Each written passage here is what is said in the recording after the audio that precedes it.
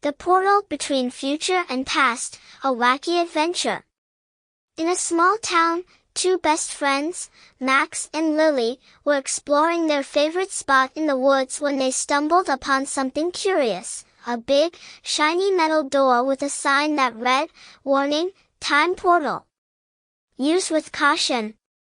Naturally, Max and Lily thought, what's the worst that could happen? With a shared nod of excitement, they pushed open the door, and boom! A swirl of bright lights and whooshing sounds surrounded them, and when they stepped out, everything had changed. Chapter 1, The Future Fiesta. Max and Lily looked around in awe. Buildings floated above the ground, robots were zipping around delivering pizzas, and kids were flying on hoverboards. A robot rolled up to them with a cheerful beep beep and handed them sparkly drinks with glittery straws. "Welcome to the future," it announced. "The year is 3024, and today is the annual RoboPizza Festival." Max and Lily slurped their drinks, which tasted like chocolate and popcorn mixed together. "This is amazing," Lily said, eyes wide. Then they noticed something odd. A dog wearing sunglasses and a glittery cape zoomed by on a jetpack, barking orders to a line of cats in tiny helmets. "This is Officer Paws," he barked through a megaphone. "All cats, line up for pizza duty. We have to try that jetpack," Max exclaimed, running after Officer Paws. They strapped on jetpacks, zooming around the city, trying to catch flying pizzas. But as they were enjoying their flight, Lily noticed a glowing button on her jetpack that read, "Past Mode." "What's past mode?" she wondered. Before Max could respond, she pressed it. Chapter 2, The Dino Disaster. The world spun again, and when they landed, they weren't in the shiny future anymore.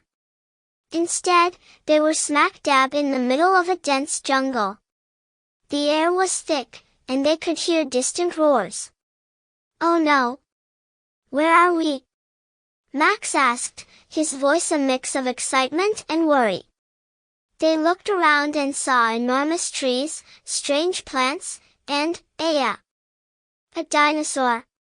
A huge, gentle brontosaurus was munching leaves, not bothered by the little kids staring at it with their mouths open. "Let's go say hi," Lily whispered. As they walked closer, a small dino with a big grin bounced over to them. "Hi, I'm Tiny," he squeaked. "Don't let the name fool you, I'm the fastest dino around."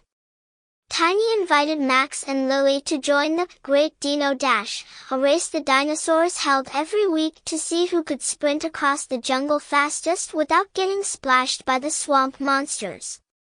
The race was wild. They ran alongside dinos of all shapes and sizes, dodging swamp splashes and giggling at the dinos' silly expressions. But soon, Max noticed a new problem.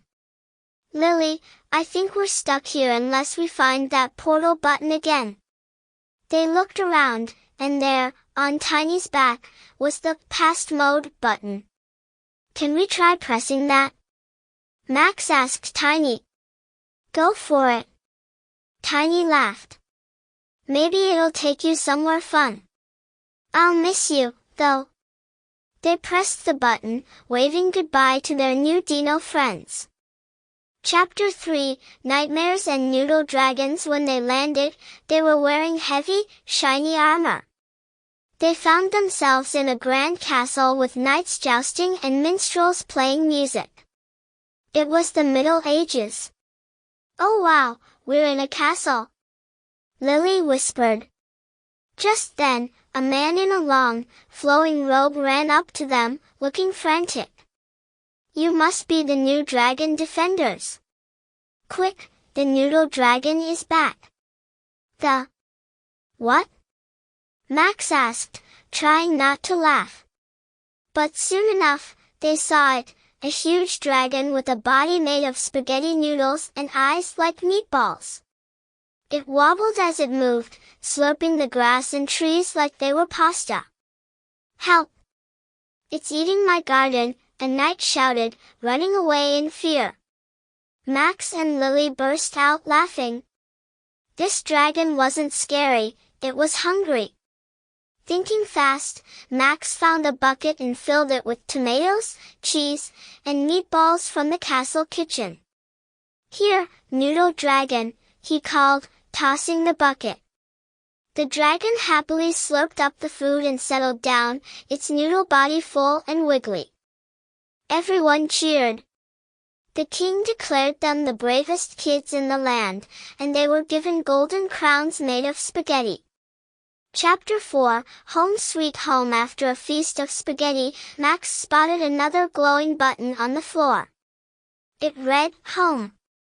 He and Lily looked at each other. Ready to go back? Max asked. They pressed the button, and boom! They found themselves back in their small town, next to the shiny portal door in the woods. Do you think we should close it this time? Lily asked. Max laughed. Nah, we might want to go back for more adventures someday. As they walked home, they could still smell faint whiffs of pizza and spaghetti, and they swore they heard the faint roar of a dinosaur.